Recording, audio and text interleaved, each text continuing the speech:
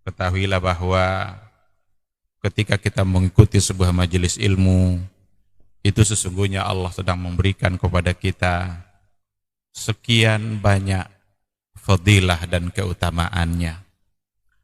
Karena sungguh sangat mulia orang-orang yang berada di majelis ilmu. Orang-orang yang berada di majelis ilmu adalah orang-orang yang akan dimudahkan baginya jalan menuju surga Allah. Dalam hadis dikatakan oleh Rasulullah sallallahu alaihi wasallam, "Man salaka tariqan yaltamisu fihi ilman, sahalallahu lahu tariqan ilal jannah." Barang siapa yang menempuh satu jalan di mana tujuannya adalah untuk mendapatkan ilmu, maka Allah akan mudahkan baginya jalan menuju surga. Surga itu perlu iman, dan mendapatkan surga itu perlu ilmu. Maka di majelis ilmu lah kita bisa menumbuhkan iman kita, dan di majelis ilmu lah kita bisa mendapatkan ilmu pengetahuan. Maka sering-seringlah menghadiri majelis yang bisa menambah iman kita dan juga bisa menambah ilmu, agar surga Allah itu benar-benar semakin dekat dengan kita bersama.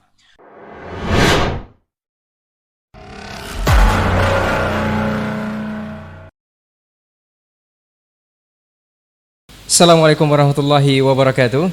Bismillah, salatu wassalamu ala rasulillah sallallahu alaihi wasallam wa ba'd. 91,1 FM Radio Robani merajut ilmu dan peradaban, generasi Robani dan pemirsa KMTV dimanapun Anda berada.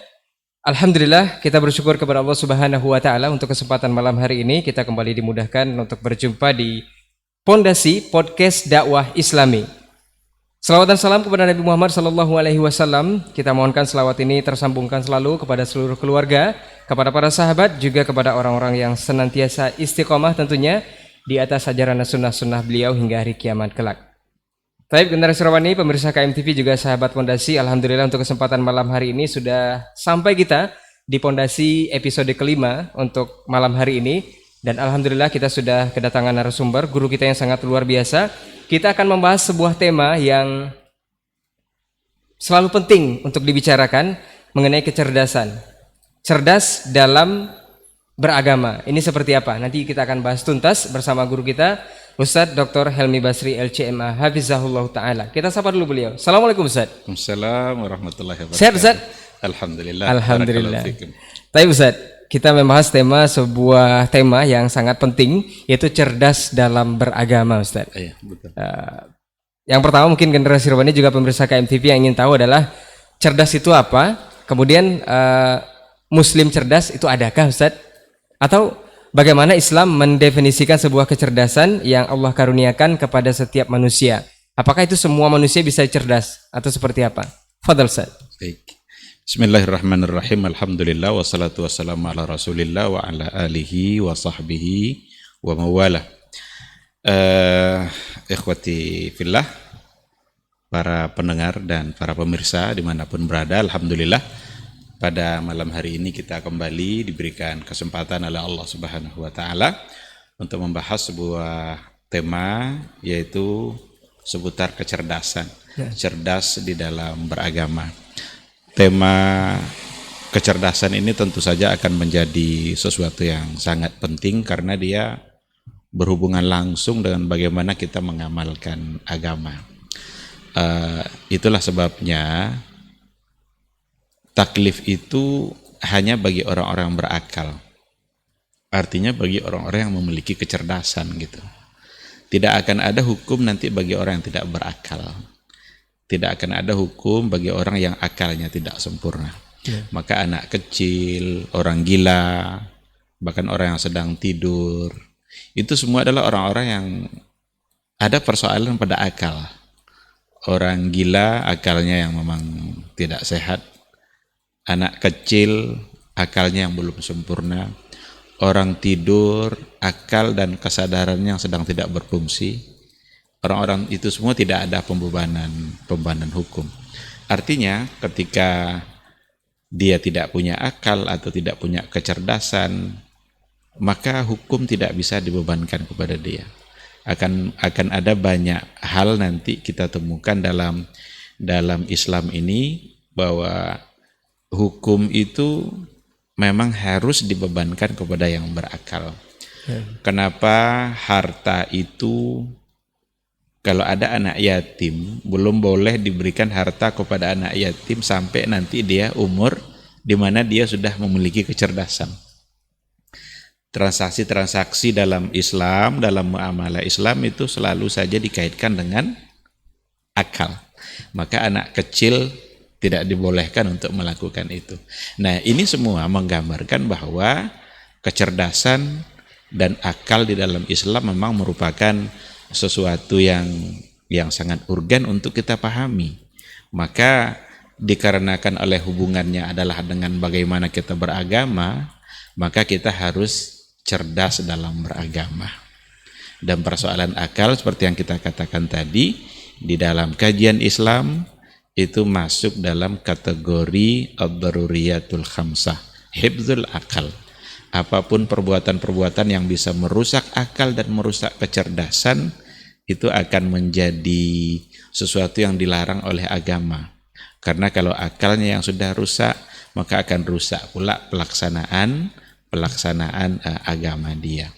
Lalu kalau seandainya mau kita coba tanya, siapa itu muslim yang cerdas? Tentu saja nanti akan ada banyak poin yang bisa kita sampaikan. Di antaranya adalah muslim yang cerdas itu adalah mereka yang akalnya selalu dibimbing oleh wahyu. Dan orang muslim yang cerdas itu adalah orang yang kalau dia berbuat orientasinya selalu saja akhirat. Maka jika kita lihat hadis Rasulullah Sallallahu Alaihi Wasallam, Rasul itu pernah memberikan sebuah definisi untuk kecerdasan, di mana kecerdasan yang dimaksud oleh Nabi itu di luar apa yang dirumuskan oleh para psikolog hari ini. Orang-orang yang merumuskan cerdas itu bagaimana gitu kan. Ternyata Nabi dalam hadisnya pernah mengatakan, dia berkata, al-kayyisu man dana nafsahu wa amila lima ba'dal maut. Orang yang cerdas itu adalah man dana nafsahu. Di antara makna dana ini adalah ista'bada. Orang-orang yang mampu menundukkan, menaklukkan, mengatur hawa nafsunya. Jadi dia mampu menundukkan, mengalahkan, memperbudak hawa nafsunya sendiri. Jadi bukan dia yang diperbudak oleh hawa nafsunya. Itu akan sangat kebalikan sekali. Jadi muslim yang cerdas, orang yang selalu berpatokan kan kepada akhirat. Wa amila lima ba'dal maut. Lalu dia kalau beramal, dia berbuat, selalu saja berbuat lima ba'dal maut. Bagi atau untuk sesuatu nanti setelah mati. Ini sebenarnya adalah definisi dari cerdas dalam pandangan Rasul yang sangat jauh berbeda nanti dengan kecerdasan konvensional gitu ya. Kalau boleh kita istilahkan kecerdasan konvensional, karena sering orang mengukur cerdas itu melalui kecerdasan otak dan pencapaian angka. Ini yang sering dilakukan. Akan dipuji-puji lah nanti seorang anak itu sebagai orang yang cerdas kalau matematikanya 10 umpamanya. Mahasiswa akan dianggap cerdas kalau IPK-nya 4 umpamanya. Jadi ada pencapaian angka, itu yang jadi standar. Ternyata Rasul mendefinisikan kecerdasan itu bukan dengan pencapaian angka, tetapi adalah bagaimana angka-angka itu berpengaruh bagi kehidupan dia. Bagaimana prestasi yang dia raih itu mampu membuat dia bisa selamat di akhirat kelak. Ini yang cerdas. Berarti akal yang harus dibimbing selalu oleh syariat. Akal yang harus selalu dibimbing oleh wahyu Allah. Itulah muslim yang cerdas. Artinya kalau seandainya berhadapan nanti antara akal dengan wahyunya atau antara wahyu dengan akalnya, dia akan pasti mengedepankan wahyu. Dia tidak mengikuti apa yang menjadi keinginan akal dan hawa nafsunya, tapi dia lebih mengedepankan kepada wahyu. Orang muslim yang cerdas itu juga adalah orang yang berbuat selalu berdasarkan kepada ilmu. Selalu berdasarkan kepada ilmu yang benar, yang datang dari pemahaman yang benar juga. Apalagi nanti kalau seandainya sudah berhubungan dengan sesuatu yang gaib. Kalau sudah berhubungan dengan sesuatu yang gaib, Yang gaib itu kan tidak ada yang tahu kecuali Allah. La ya'lamul ghaiba illallah. Tidak ada yang tahu yang gaib itu kecuali Allah Subhanahu wa taala. Kalaulah saya ini tahu hal-hal yang gaib, kata Rasul, lastaksartu minal khair. Jadi Rasul pun mengaku bahwa dia tidak mengetahui apa yang gaib. Hal-hal yang gaib yang disampaikan oleh Nabi itu semua adalah sesuatu yang datang dari wahyu dari Allah Subhanahu wa taala. Tidak mungkin Nabi menyampaikan apa yang akan terjadi atau apa yang terjadi sebelumnya, jauh pada masa sebelumnya, kan gaib itu. Tapi Nabi tak akan pernah mungkin bisa dia untuk menyampaikannya kecuali berdasarkan kepada wahyu. Nah, jadi baik dalam persoalan amal, dalam persoalan keyakinan, hal-hal yang gaib, ini memang tidak akal kita tidak bisa mengetahui hal yang seperti itu begitu saja. Oleh karena itu, disitulah dipentingkan ketundukan akal kita kepada wahyu.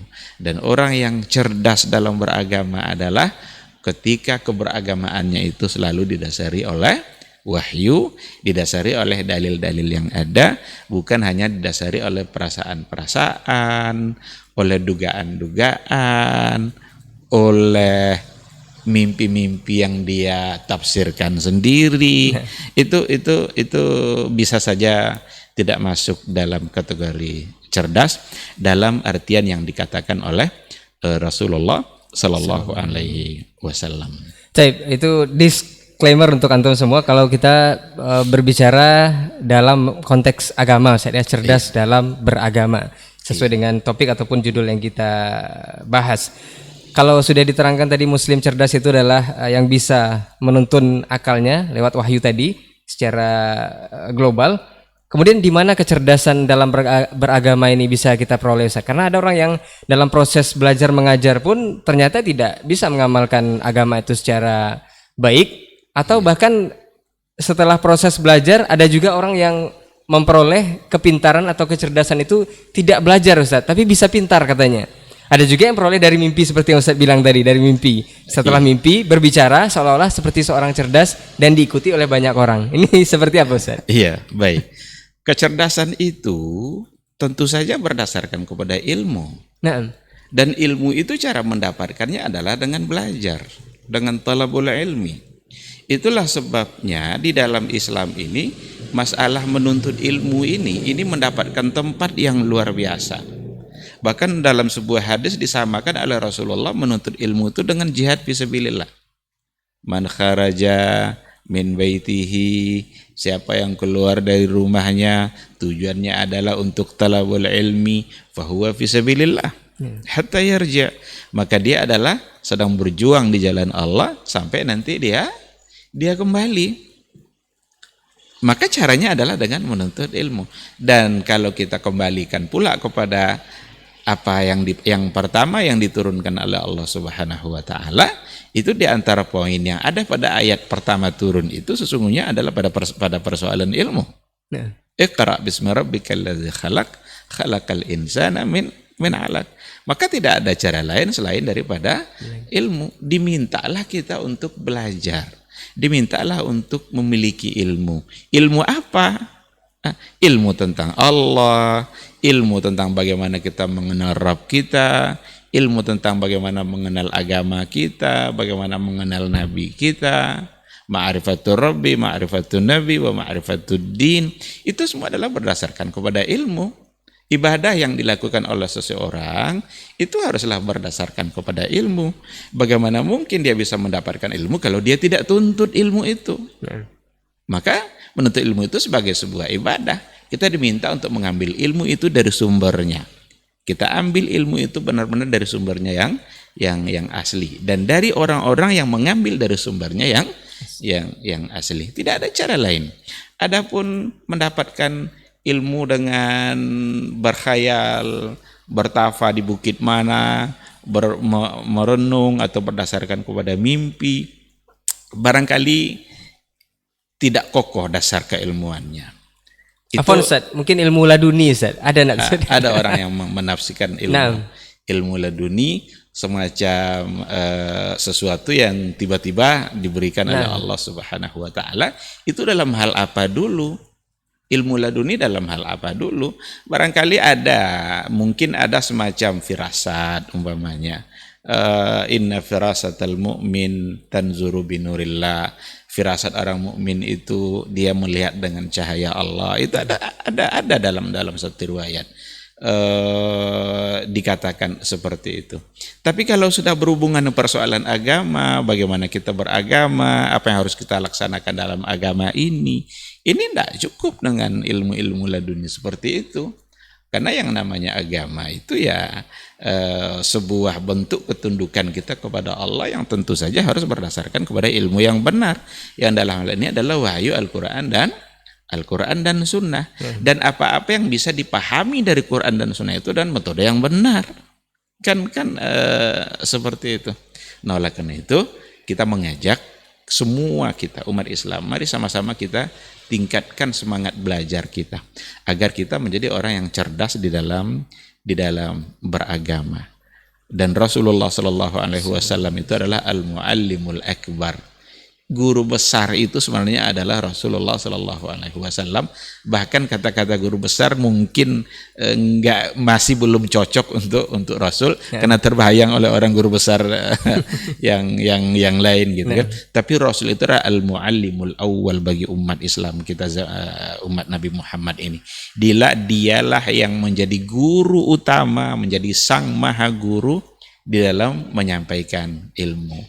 Oleh karena itu, yang harus kita tuntut itu adalah ilmu yang memang diajarkan oleh Rasulullah Sallallahu Alaihi Wasallam atau pengetahuan yang memang dasarnya adalah apa yang telah menjadi dasar pengajaran Rasul dulu, yaitu Al-Quran dan Sunnah Rasulullah Sallallahu Alaihi Wasallam. Saya Ustaz, banyak berkembang saat ini Ustaz. Mungkin sudah rahasia umum Ustaz ya, sudah bisa dilihat. Karena perkembangan zaman dan teknologi juga, jadi penyampaian ilmu atau penyampaian dakwah itu bebas diakses oleh semua kaum muslimin. Nah, warawiri kesalahan yang terjadi dalam penyampaian itu bahkan dari orang-orang yang notabene-nya dianggap cerdas, Ustaz. Apakah ini memang cerdas secara pandangan Islam tadi seperti yang kita jelaskan? Dan apabila terdapat itu tidak sesuai dengan agama Islam atau sesuai yang dijelaskan tadi, apakah itu boleh diluruskan, Ustaz? Iya. Nah, kalau seandainya ada sebuah kesalahan yang memang nyata kali itu sebagai sebuah kesalahan, maka kewajiban kita adalah untuk meluruskan. Orang-orang yang tahu kalau itu sebagai sebuah kesalahan, lalu dia mendiamkan, tidak meluruskan, itu sama dengan syaitanul akhras, sama dengan syaitan bisu. Nampak dia itu sebagai sebuah kesalahan dan nyata atau terang dia salahnya itu, maka harus disampaikan gitu, tidak boleh dibiarkan agar kesalahan itu tidak berkembang lebih luas gitu. Dan menyampaikan itu berarti mendakwahkan kepada al-haq. Dulu Rasulullah Shallallahu Alaihi Wasallam diutus di tengah-tengah kaum jahiliyah itu untuk merubah berbagai kesalahan yang memang nyata-nyata salah. Ada yang menyembah patung, ada yang menyembah banyak Tuhan. Datanglah Nabi untuk meluruskan. Karena itu sebagai sebuah kesalahan, maka Nabi datang untuk meluruskan. Meluruskannya dengan apa? Dengan wahyu. Dengan apa yang diturunkan oleh Allah Subhanahu wa taala. Ketika para ulama itu adalah sebagai warasatul anbiya, pewaris para nabi, berarti pewaris para nabi ini juga punya fungsi yang sama. Jadi fungsi Rasul dalam merubah kesalahan itu pindah kepada tangannya para ulama. Maka ulama-ulama yang mengetahui bahwa itu sebuah kesalahan, jelas itu sebagai sebuah kesalahan, maka dia berkewajiban untuk menyampaikannya. Namun memang ini nanti akan ada semacam dalam agama ini kan ada sesuatu yang nyata-nyata jelas sebagai sebuah kemungkaran. Kesyirikan itu sebagai sebuah kemungkaran gitu kan, karena itu bertentangan dan pondasi dalam beragama, di mana tauhid itu sebagai pondasi yang harus dibina lebih awal, harus dibangun secara kokoh dan tidak boleh mensyirikkan Allah itu dengan sesuatu apapun kan. dengan meskipun dengan malaikat yang paling dekat dengan Allah, dengan nabi yang diutusnya, tidak boleh untuk disirikkan. Jadi ketika ada kesirikan maka mesti disampaikan.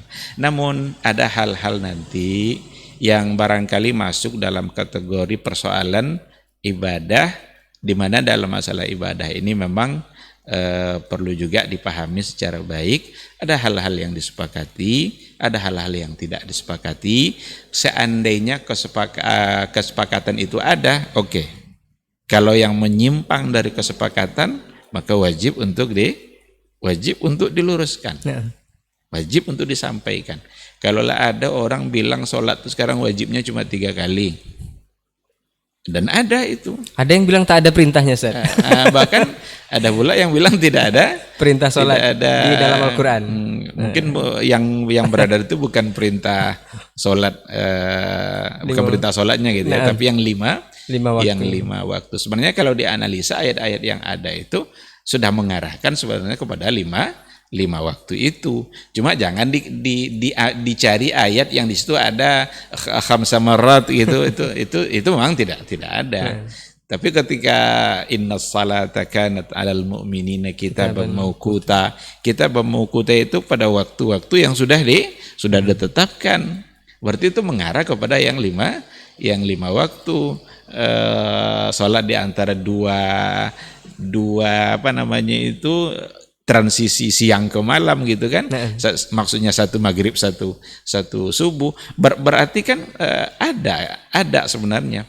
Cuma ya mungkin usil-usil aja mungkin dalam berpikir sehingga membuat orang menjadi heboh pula. Dan ketika sudah dimasalahkan, mulai dia ngeles kan. Saya bukan mengatakan tidak wajib sholat gitu kan. Cuma saya bilang tidak ada di Quran tapi ada pada hadis. Ya kalau memang dia bilang seperti itu ya mudah-mudahan diampuni oleh Allah Subhanahu wa taala. Tapi yang meluruskan kesalahan ini itu memang harus orang yang berilmu juga, harus, itu mesti. Tidak boleh semua orang ikut andil dalam meluruskan, itu tidak boleh juga, harus orang yang berilmu. Bagaimana mungkin dia bisa meluruskan kalau dia tidak paham? Kalau diluruskan nanti oleh orang yang tidak mengerti, tambah bengkok dia. Tidak, persoalan tidak selesai, tapi mungkin bisa menimbulkan masalah yang baru gitu. Nah, disinilah pentingnya untuk berilmu. Maka orang berilmu itu punya kedudukan yang sangat tinggi di sisi Allah. 2 hal kalau mau tinggi dan mulia di sisi Allah: iman 1, ilmu 1. Yarfa'illahu allazina amanu minkum wallazina utul ilma darajat. Allah angkat tinggi itu derajat. Siapa itu? Yang beriman, wallazina utul ilma, dan orang-orang yang diberikan ilmu. Maka kejarlah, raihlah, belajarlah terus. Raih ilmu sebanyak-banyaknya agar kita menjadi mulia. Karena orang berilmu itu dia yang akan bisa mengetahui mana yang hak, mana yang batil, dan dia juga punya kewajiban dan tanggung jawab untuk meluruskan kesalahan yang ada. Bagaimana kalau yang diluruskan itu juga merasa cerdas dan merasa benar? Kan itu kadang yang terjadi kan. Maka kita punya standar. Kebenaran itu kan punya standarnya. Tidak oleh akal kita. Kalau kebenaran itu diukur oleh akal siapa yang mau kita pakai? Semua orang punya akal. Tapi ketika kebenaran itu diukur melalui keberadaan wahyu Al-Quran dan Sunnah, kita punya ada barometer kita. Nggak bisa kita cuma ngaku-ngaku. Kan kami benar. Tengok dulu, kenapa Anda ngaku-ngaku benar? Seandainya memang, tadi kan kita katakan, ada di antara persoalan itu masalah fikih umpamanya. Masalah fikih kan ada yang disepakati, ada yang memang diperselisihkan. Ketika perselisihan itu didasarkan kepada dalil-dalil yang ada, dan memang dalil mu'tabar yang bisa dipertahankan atau bisa dipegang, tidak apa-apa. Itu memang tidak akan bisa disatukan itu sampai kapanpun itu. Karena masing-masing punya dalil gitu. Tinggal lagi mungkin melihat sisi yang mana yang paling sering dilakukan oleh Rasul. Meskipun kalau ada dua-duanya dalil dan sahih, berarti dua-duanya pernah dikerjakan oleh Rasulullah Sallallahu Alaihi Wasallam. Kayak Bismillah itu jahar atau tidak, itu saya kira tidak perlu diperdebatkan lagi. Dia punya dalil-dalil yang ada. Doa iftitah itu Allahumma ba'id atau wajahtu. Ternyata memang ada banyak riwayat di mana Nabi membaca doa iftitah, bahkan bukan hanya dua. Kalau kita baca riwayat yang disampaikan dalam bukunya Fikih Sunnah, bukunya Said Sabiq, itu ada banyak riwayat sekali tentang doa iftitah gitu. Nah, jadi kalau memang berdasarkan dalil oke. Tetapi yang ndak khilafiyah itu jangan khilafiyahkan gitu. Nah. Ini kadang ndak ada dalilnya, ndak ada dia punya alasan kecuali hanya dengar-dengar dari orang-orang dahulu saja tanpa ada sedikit pun bisa mengemukakan dalil. Kalau sudah seperti itu, ya otomatis cerdaslah dalam beragama. Disinilah perlu kecerdasan dalam beragama. Siapa itu? Orang yang akalnya selalu tunduk kepada wahyu, tunduk kepada Quran dan Sunnah. Jelas ini tidak ada dalilnya. Ini yang ada, dan dalil yang ada ini menyalahi apa yang dikerjakan. Ya udah, kenapa tidak mau meninggalkan? Cerdas dalam beragama seperti itu. Jadi dia akan siap meninggalkan. Tengok Umar bin Al-Khattab. Contoh Umar bin Al-Khattab itu kan sangat cerdas dalam beragama. Semua orang yakin Rasul sudah wafat. Umar bilang enggak katanya. Jangan coba-coba bilang Rasul wafat. Rasul ini sama seperti Nabi Musa, dipanggil oleh Allah 40 hari nanti balik lagi. Tapi ketika Abu Bakar membacakan ayat wa ma Muhammadun illa rasulun qad khalat min qablihi rusul, Abu Bakar membacakan ayat itu, Umar tidak sadarkan diri, lalu kembali siuman sadar, dia merubah keyakinan awalnya. Oh iya, Rasul wafat. Jadi ketika sudah ada dalil, tunduk dia pada dalil. Ini cerdas ini. Nah, sikap seperti itulah yang harus ada pada hari ini. Sehingga jangan dianggap nanti ketika ada satu kesalahan yang nyata itu sebagai sebuah kesalahan, lalu dibenarkan. Masa kamu aja masuk surga? Masa kami dihukumkan masuk neraka? Ini sudah basi nih, bahasa-bahasa gini udah basi ini. Kita justru bukan memasukkan orang ke neraka, ingin mengajak sebanyak-banyaknya agar bisa masuk surga. Jadi nggak usah diulang-ulang lagi bahasa-bahasa seperti itu. Kan sering kali muncul. Ketika mencoba untuk meluruskan sesuatu berdasarkan hadis, nanti muncul komentar-komentar. Memang elu aja yang masuk surga. Emang begini, emang orang neraka semua. Kamu pemegang kunci surga, itu bahasa basi. Nggak usah diulang-ulang lagi. Cerdaslah dalam beragama. Tundukkan akal Anda kepada apa yang diatur oleh Allah dan oleh Rasul. Kita ini ciptaan Allah. Allah menciptakan kita, dia juga yang lebih paham apa yang dibebankan kepada kita. Dan semua yang dibebankan oleh Allah kepada hambanya, semuanya adalah untuk kebaikan hambanya, tak satu pun untuk kebaikan Allah. Allah tak pernah membutuhkan taat kita. Allah tak pernah mendapat keuntungan dari amal saleh yang kita lakukan. Yang mendapatkan keuntungan dari amal saleh dan ketaatan itu adalah si pelakunya. Allah sudah siapkan surganya, sudah siapkan ganjarannya bagi orang-orang yang mentaatinya. Sebagaimana Allah juga siapkan ganjaran bagi orang-orang yang mendurhakainya. Ustaz, mungkin antum bisa simak itu untuk Langitkan Tauhid, nanti bisa simak episode kita sebelumnya, Bumikan Al-Quran dan Langitkan Tauhid, seperti yang Ustaz barusan bilang ya, untuk taat dan patuh kepada Allah Subhanahu wa taala. Kita menyambung dari penjelasan tadi Ustaz. Kalau memang meluruskan itu adalah orang yang berilmu, ada ungkapan Ustaz, entahkah ungkapan ini atau hadis atau pepatah. Katanya sampaikanlah dariku walau satu ayat, itu hadis Rasul kalau tidak salah Ustaz. Bolehkah kita berdakwah atau menyampaikan berdasarkan hadis ini, orang bebas berdakwah kemana saja? Tapi ada juga yang mengatakan berdakwah itu harus dengan ilmu.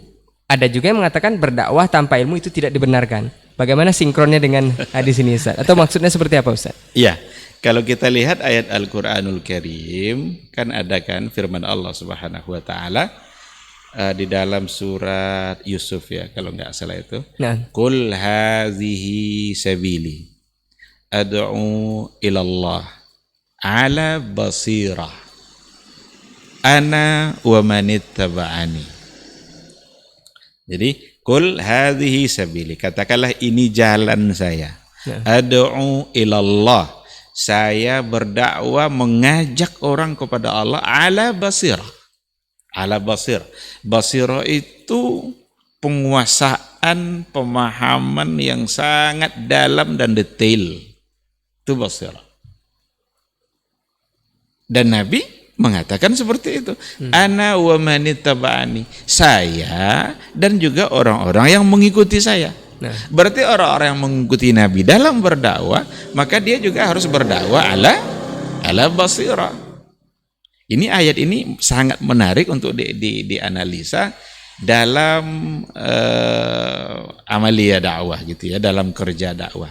Di mana Rasul berkata, ayat ini mengatakan bahwa ala basiratin ad'u ilallah. Saya berdakwah kepada Allah, mengajak orang kepada Allah. Jadi dakwah kita itu benar-benar mengajak orang kepada Allah, kepada agama Allah, kepada syariat Allah, bukan kepada selain itu. Jadi berdakwah itu bukan mengajak orang kepada mazhab, bukan mengajak orang kepada kelompok dia. Kelompok itu barangkali hanya jalan untuk menuju Allah Subhanahu wa taala. Tapi intinya adalah ajakan itu harus murni kepada Allah Subhanahu wa taala. Ketika kita ajarkan orang dalam perkara ibadah, dalam perkara sholat, dalam perkara puasa, maka kita harus mengajarkan mereka terhadap persoalan ibadah itu yang telah diajarkan oleh Rasulullah Sallallahu Alaihi Wasallam. Maka ala basiratin yang ada di ayat itu menggambarkan bahwa dakwah Nabi itu benar-benar di atas hujah, benar-benar di atas ilmu dan di atas penguasaan. Oleh karena itu hari ini para pendakwah, para mubalik juga tidak cukup untuk mengandalkan balighu anni walau ayah. Nabi mengucapkan itu sudah di akhir-akhir masa, bukan di awal-awal keislaman dia dulu. Tetapi ketika dia mengerti dengan satu ayat, mengerti seluk-beluk isi dari ayat itu, paham dia sampaikan, bagus. Ketika dia bisa mengerti dengan tentang apa yang ada pada Bismillahirrahmanirrahim, apa kandungannya, apa makna akidah yang ada dalam Bismillahirrahmanirrahim, dia sampaikan itu karena itu yang dia tahu. Bagus. Sangat tepat sekali. Dibolehkan saja? Boleh. Tapi yang satu ayat itu pun dia harus menguasai. Kalau seandainya dia tidak mengerti dengan makna ayat itu, apa yang mau disampaikan? Disinilah nanti kekeliruan dalam beragama itu muncul. Maka lagi-lagi kembalinya kepada ilmu. Harus dia punya ilmu tentang ayat itu. Dulu yang menjadi duta dakwah Nabi ke Madinah yang pertama sekali dikirim oleh Nabi adalah Mus'ab ibn Umair. Itu Nabi belum hijrah. Berarti Mus'ab ibn Umair itu mengerti apa yang sudah diturunkan oleh Allah pada ayatnya, dan Islam belum sempurna.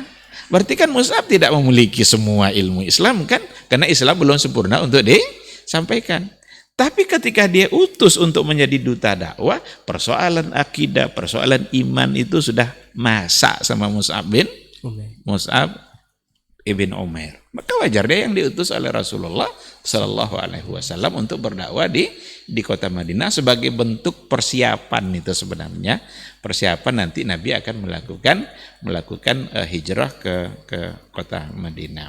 Nah, oleh karena itu ikhwati fillah, ketika dikatakan balighu anni walau ayah, sampaikanlah dariku meskipun satu ayat, sampaikanlah asal benar-benar mengerti dengan apa yang terkandung di dalam ayat itu. Tapi ketika tidak mengerti, A kata ayat, B yang disampaikannya, B kata ayat, C pula yang ditambahnya.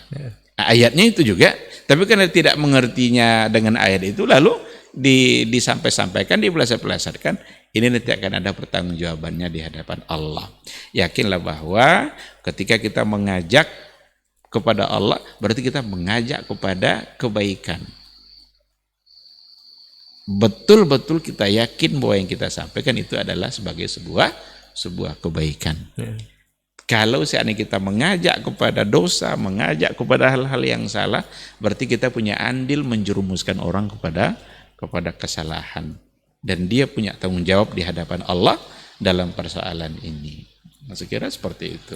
Tapi Ustaz, berbicara tentang cerdas dalam beragama, untuk antum generasi Robani juga pemirsa KMTV, ada teori yang mengatakan bahwa seseorang itu jika bisa menyeimbangkan 3 konsep ini, ada yang namanya IQ, IQ, kemudian SQ, intelligence quotient, spiritual, kemudian juga emosional. Ini konsep seperti ini, apakah Al-Quran juga berbicara atau agama kita juga berbicara, Ustaz? Atau ada diterangkan dalam Al-Quran? Iya, Nah, Ustaz. betul. Jadi ada kecerdasan spiritual, ada kecerdasan emosional gitu ya, dan ada kecerdasan intelektual. Ini secara teori ya bisa saja orang menganggap itu teori baru kan.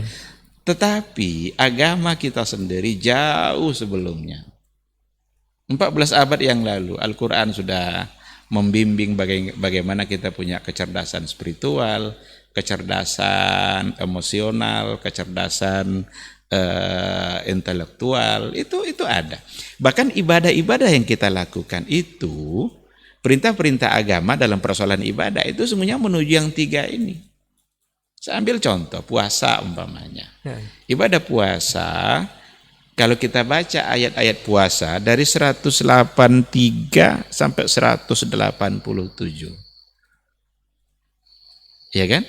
Itu tentang puasa itu, kutiba alaikumusiyam. Itu kalau dipahami baik-baik, sesungguhnya tujuan puasa itu yang 3 ini nih.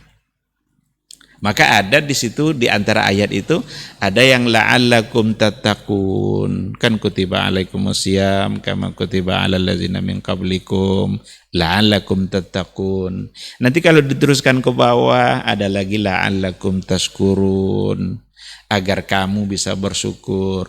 La'alla itu dalam ilmu nahwu itu disebut dengan harf litaraji. Harapan yang memang mungkin untuk dicapai. Harapan, Allah mengharapkan, Allah menginginkan dengan ibadah puasa itu la'allakum tattaqun, agar dia bertakwa. Allah juga mengharapkan, menginginkan dari ibadah puasa itu la'allakum tashkurun, karena itu masih ayat-ayat puasa itu. Di bawahnya lagi ada lagi la'allahum yarsudun. Yarsudun itu rasada yarsudu rusdan, itu cerdas, intelektual itu. Jadi tatakun ini sebenarnya spiritual, bagaimana ketakwaan jiwa dia dibangun oleh ibadah puasa. Orang saat berpuasa lebih dekat kepada Allah daripada tidak berpuasa. La'allakum tashkurun itu, syukur itu hanya bisa dilakukan oleh orang-orang yang cerdas emosional. Syukur dan sabar itu sesungguhnya konsep kecerdasan emosional. Orang-orang yang emosinya terkendali lah yang mampu bersyukur. Bahkan saat musibah pun dia bisa bersyukur. Cerdas apalagi itu? Emosional mana lagi yang lebih tertata gitu. Jadi ditata oleh agama ini kecerdasan emosional kita. Maka Rasul bilang begini, kalau kamu sedang berpuasa, ada orang ngajak kamu untuk berantem. Apa kata Rasul? Qul inni sha'im. Ucapkan saja, saya sedang berpuasa. Kok saya sedang berpuasa? Orang ngajak berantem nih. Ngajak berantem itu kan persoalan emosi itu kan. Cukup katakan inni sha'im. Ini menggambarkan bahwa puasa benar-benar akan mengontrol emosi. La'allahum yarsudun. Mereka diharapkan bisa menjadi orang cerdas. Nah, ini kan pas di ayat wa iza sa'alaka ibadi anni fa inni qarib ujibu da'watad da'i idza da'ani falyastajibu li wal yu'minu bila allahum yarsudun. Kan ini persoalan doa malah. Persoalan doa yang diselipkan dalam masalah puasa, di mana ibadah unggulan dalam puasa adalah doa. Tapi ujungnya harus cerdas. Berarti banyak orang yang tidak cerdas dalam berdoa. Ini perlu dianalisa baik-baik. Karena doa itu hanya semata-mata diberikan kepada Allah. Siapa saja kalau berdoa tidak kepada Allah tidak cerdas dia. Siapa saja kalau mensyirikkan Allah dalam doanya tidak cerdas dia. Karena la'allahum yarsudun ini dikaitkan oleh Allah dengan ad-doa. Jika ada hambaku bertanya tentang saya, bilang inni qarib, saya dekat. Allah itu dekat dengan kita. Dimanapun kita berada dia akan tahu. Apapun bahasa kita ucapkan dia akan dengar. Berbisik-bisik pun kita, Allah akan dengar. Itu bukti dekatnya Allah dengan kita. Kalau kita jarak 5 meter umpamanya, ada orang bisik-bisik, kita sudah tidak paham apa yang dia omongkan. Jangan-jangan dia ngomongin kita. Tapi kita tidak mengerti. Tapi Allah yang berada di atas arasy sana, dia bisa tahu apa yang dibisikkan oleh yang berdua tadi. Siapa yang lebih dekat dengan Allah, kita apa orang itu? Allah yang lebih dekat. Maka dekat di situ bukan dekat secara zat. Karena Allah itu mubayyin. Itu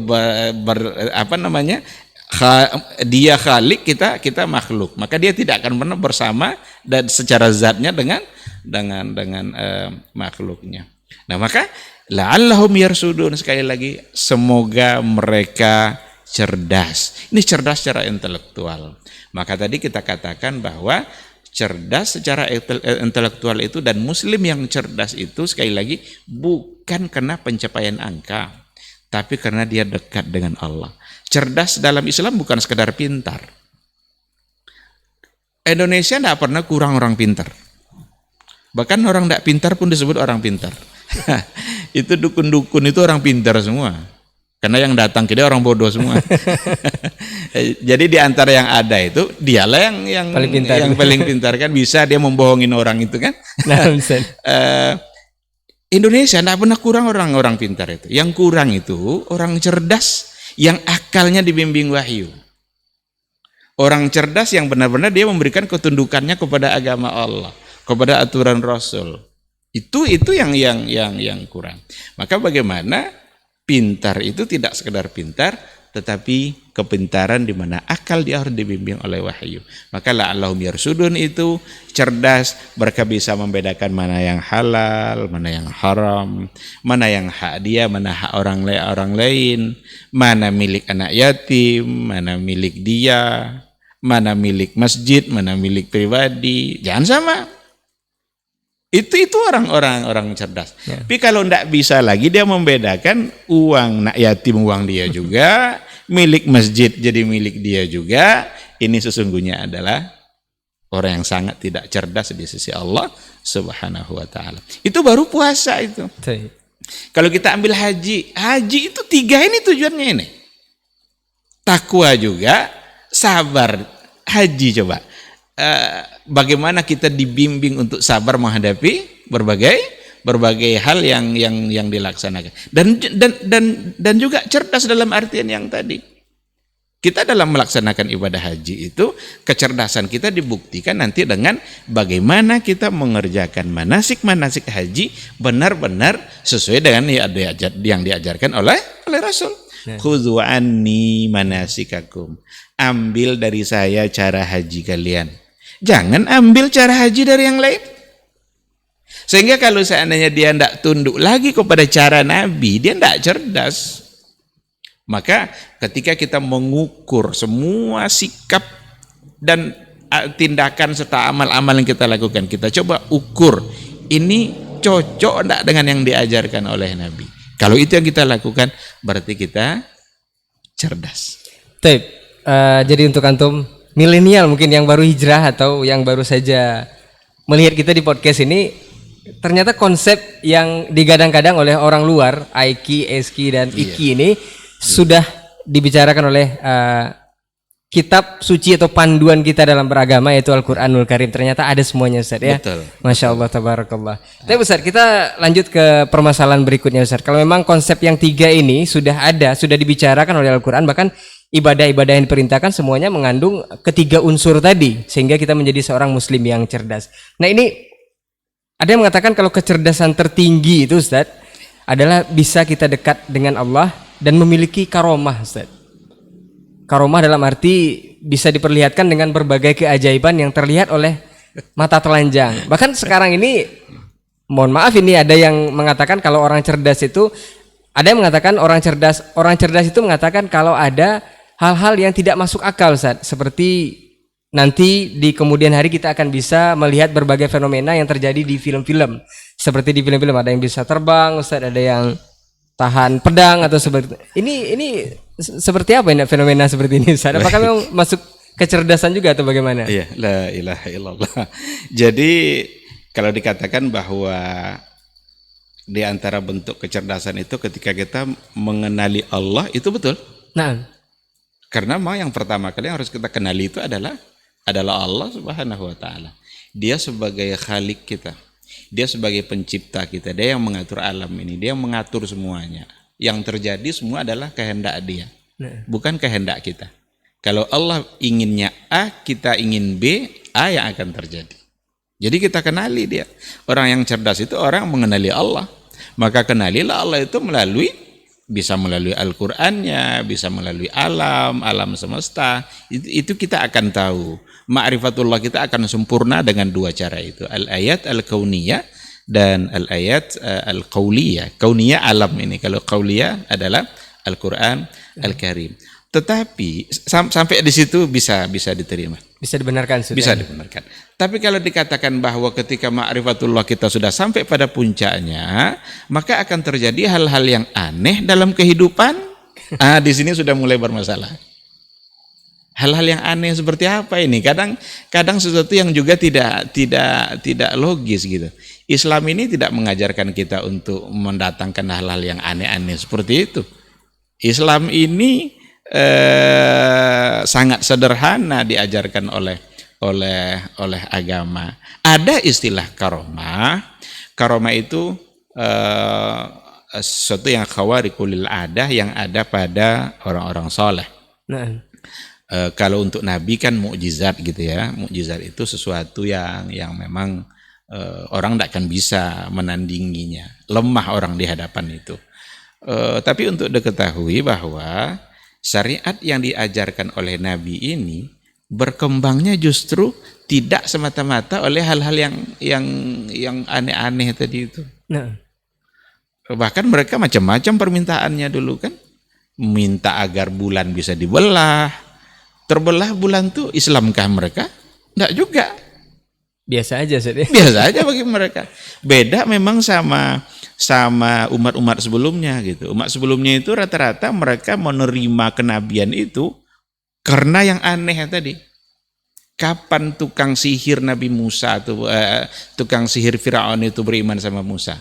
Ketika ia melihat tongkat bisa menjadi Ular. wah ini hebat ini. Kita tali bisa jadi ular. Dia tongkat ternyata ularnya lebih besar. Beriman dia. Oh, kami yakin ini adalah Nabi gitu. Umat-umat yang lain juga seperti itu. Tapi umat Nabi Muhammad punya mizah dia. Islam itu diterima oleh kaum pada masa Nabi hidup dulu itu karena yang dibawa, syariat yang dibawa oleh Nabi itu justru sangat sejalan dengan fitrah dan akal sehat. Berarti Afwan, kalau boleh dikatakan kalau banyak cerita-cerita seperti yang kita dengar ini berarti balik ke zaman dulu berarti, Ustaz, ya? Zaman Nabi Musa, Ustaz, ya? Iya, bukan untuk cerita Nabi Muhammad gitu. Enggak level berarti. Enggak level. Baik. Maka kita yang hidup hari ini pun, para dai yang menyebarkan agama pun, enggak usah sebarkan agama dengan yang aneh-aneh itu. Nah. Lalu disebut sebagai sebuah karomah. Karomah itu untuk diketahui, itu tanpa ada rekayasa. Enggak ada rekayasa. Bukan dibaca nanti zikir nih, kalau saya baca zikirnya sekian ribu kali terbang saya. Itu rekayasa namanya itu. Satu poinnya, bukan rekayasa, Ustaz, ya? Bukan rekayasa. Bahkan karomah itu mungkin saja yang punya karomah tadi tidak bisa lagi mengulang pada masa yang akan datang. Nah, dua. Kalau saya baca zikir nih, saya bisa jalan di atas air. Itu rekayasa. Dan akan berulang. Setiap kali baca jalan di atas air. Setiap kali baca jalan di atas air. Tetapi yang namanya karomah tidak seperti itu. Itu Sa'ad bin Abi Waqqas ketika dia memimpin perang Qadisiyah itu musuh ada di seberang sungai sana, tapi tidak ada jembatan. Gimana cara mau melewati ini? Mereka hanya pakai kuda.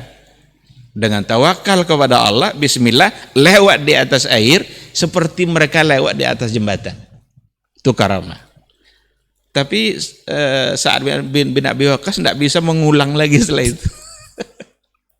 Maka kalau ada, Padahal sahabat Nabi itu Ustaz ya. padahal dia adalah orang yang mulia, Naam. yang hidup pada masa mulia memang, pada zaman yang mulia. Kalaulah seandainya dikarenakan oleh ibadah-ibadah tertentu kita bisa mendapatkan sesuatu yang aneh-aneh tadi itu, Naam. mungkin Nabi lah yang paling banyak melakukan keanehan-keanehan seperti itu. Tetapi ternyata Nabi manusia biasa, diminta menyampaikan wahyu, terjadi pada dia apa yang terjadi pada manusia. Saya sering contohkan begini. Nabi itu kan hijrah dari Mekah Madinah. Berhari-hari itu kan harus melewati Gua Sur dulu, sembunyi-sembunyi dulu. Ngapa ndak zikirnya Nabi terus terbang?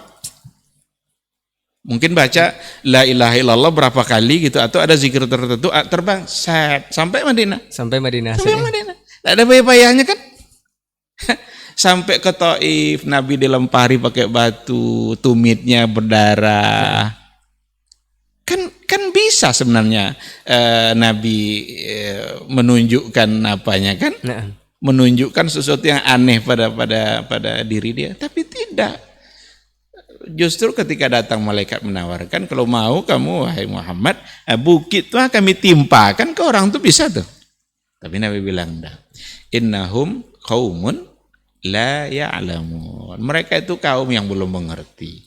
Saya berharap mudah-mudahan dari anak cucu mereka nanti lahir orang-orang menyembah Allah Subhanahu wa taala. Oleh karena itu, janganlah sengaja pula membuat cerita-cerita aneh dianggap sebagai karomah, tapi itu rekayasa. Jangan-jangan itu bukan perilaku wali Allah, tapi justru adalah wali syaitan.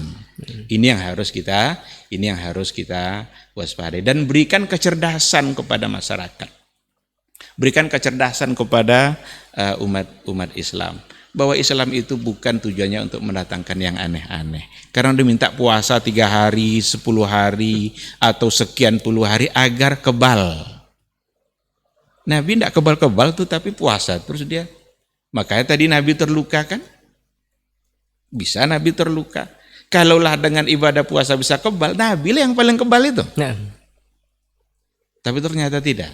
Terjadi pada Nabi apa yang terjadi, dan itu menunjukkan bahwa Nabi memang adalah manusia biasa. Terjadi padanya apa yang terjadi pada manusia yang lain. Baik, jadi boleh dikatakan kalau memang antum ingin jadi umat Nabi Muhammad SAW, Iya. ya jangan percaya cerita-cerita yang seperti ini, Ustaz ya. Karena itu untuk zaman dahulu, zaman Nabi Musa mungkin. Karena umat Nabi Muhammad dikasih cerita seperti itu pun, bahkan ditunjukkan pun tidak mempan, Ustaz ya. Tidak mempan. Tetap saja tidak beriman. Iya. Bulan terbelah apa segala macam, tetap tidak beriman. Tidak Baik, beriman. Iya. ini poinnya yang perlu antum garis bawahi, generasi Robani dan juga pemirsa KMTV yang menyimak kita. Mungkin satu pertanyaan lagi, Ustaz. Iya. Ada yang mengatakan kalau memang konsep ataupun poin dari sami'na wa ata'na, dengar dan taat, itu hanya untuk orang yang cerdas, Ustaz. Tapi ada yang membantah, ini cerdas dalam hal apa kalau bisa mengikuti perintah itu langsung seperti itu. Ini mungkin perlu Ustaz jelaskan. Iya. Memang untuk orang cerdas atau seperti apa? Sami'na wa ata'na itu sikap yang harus ada pada orang beriman. Kalau sudah beriman kepada Allah, beriman kepada Rasul, apalagi selain daripada sami'na wa ata'na. Ketika agama sudah menetapkan bahwa apabila sudah zawal di siang hari, berarti kalian wajib zuhur. Sami'na wa ata'na. Apabila kalian punya harta, sampai nisabnya, sampai haulnya, bayar zakat itu. Umat Islam sikapnya apa? Sami'na wa ata'na. Maka sami'na wa ata'na itu sikap yang di dalamnya menunjukkan kecerdasan seseorang. Nah, Iya kan?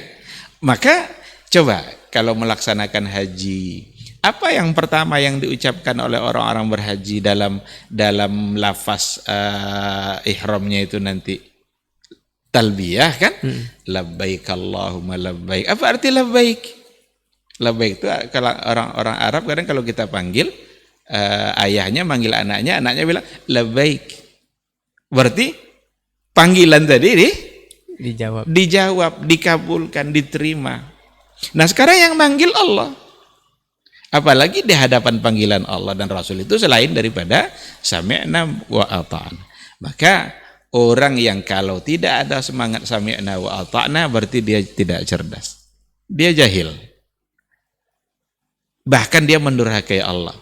Ketika terbit fajar di waktu subuh, kalian harus sholat subuh. Tapi dia bilang sami'na wa asaina. Inilah orang-orang jahiliyah dulu. Sami'na wa asaina. Kami dengar dan kami durhakai. Maka orang jahiliyah orang yang tidak cerdas, kufur dia. Orang mukmin, orang beriman kepada Allah, orang yang memiliki kecerdasan yang sangat tinggi, maka dia katakan sami'na wa ata'na. Di hadapan semua aturan Allah, sesungguhnya orang cerdas itu akan mengatakan sami'na wa ata'na. Taib. Jadi memang sudah sangat jelas kalau memang konsep cerdas dalam beragama ini memang seluruh panduannya ada dalam Al-Quran. Seluruh apa yang antum inginkan itu konsepnya ada dalam Al-Quran, termasuk kecerdasan tadi. Taib, satu pertanyaan pamungkas Ustaz sebelum kita tutup ini Ustaz. Silakan. Dan insya Allah kita akan berlanjut dengan podcast selanjutnya. Ini fenomenal sekali, bahkan ini dibicarakan di forum-forum nasional Ustaz. Bahkan diundang oleh notabene yang punya kekuasaan di negeri kita. Baru-baru ini ada yang orang yang dianggap cerdas, bahkan sudah berprofesor atau doktor kalau saya tidak salah, dan ditokohkan itu berkata dalam sebuah forum nasional Islam itu katanya belum sempurna Ustaz. Salah satu poin yang disampaikan di sana, saling banyak poin-poin, salah satu yang ditangkap adalah Islam belum sempurna dan tidak akan pernah sempurna. Ini seperti apa Ustaz? Apakah ini memang cerdas juga Ustaz? Nah, saya kira tidak cerdas, tapi pintar. Pintar mengakali agama. Pintar dia menggiring orang kepada pemahaman yang tidak benar. Ketika Allah Subhanahu wa taala mengatakan al-yauma akmaltu lakum dinakum. Apa yang sempurna di sini? Kan dinakum. Dinakum itu apa? Kan itu yang dibawa oleh Nabi. Hari ini telah aku sempurnakan agama kamu. Bukankah yang sempurna di sini agama? Lalu tiba-tiba dia mengatakan yang sempurna itu Nabi yang sudah selesai sempurna mengerjakan tugasnya. Tapi Islam tidak akan pernah sempurna karena tidak ada yang sempurna di dunia ini. Inilah yang pintar mengakali tadi itu. Diberikan oleh Allah dia akal, tapi akalnya tidak tunduk kepada apa yang dikatakan oleh Allah. Berarti tidak cerdas.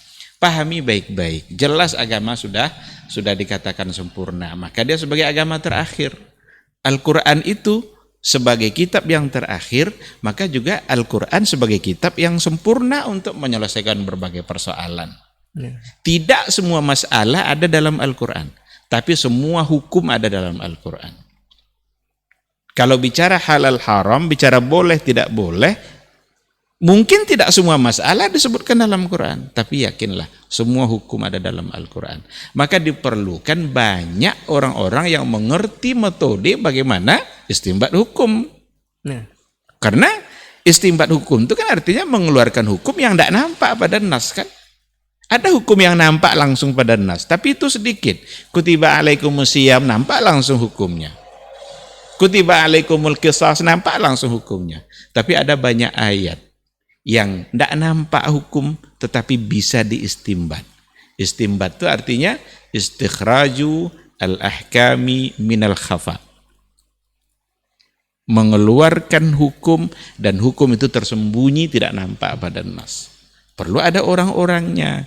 Orang-orang inilah yang harus dilahirkan dalam setiap generasi.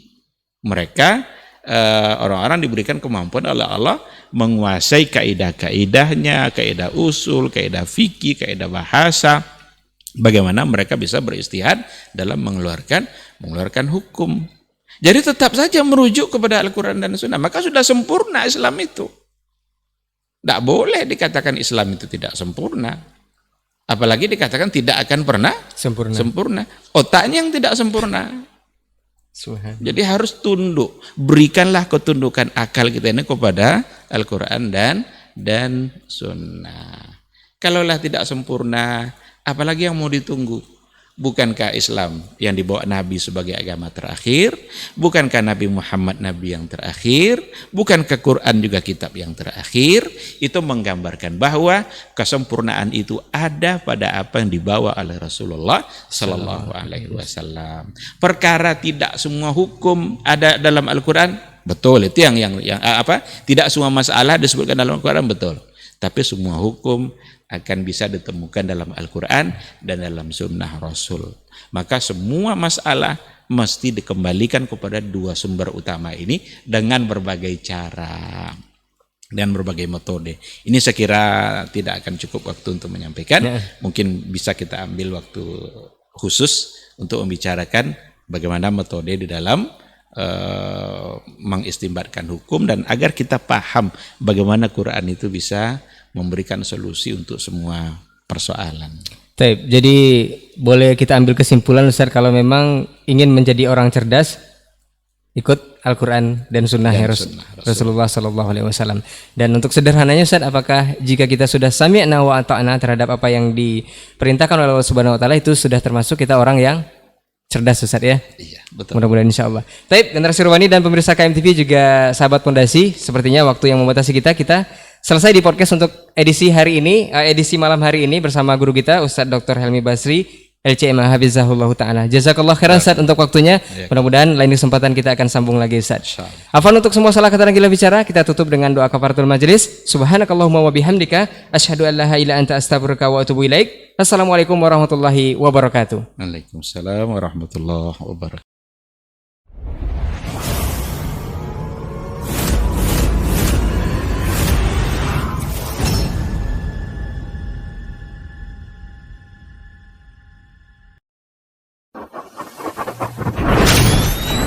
Robbani, merajut ilmu dan peradaban.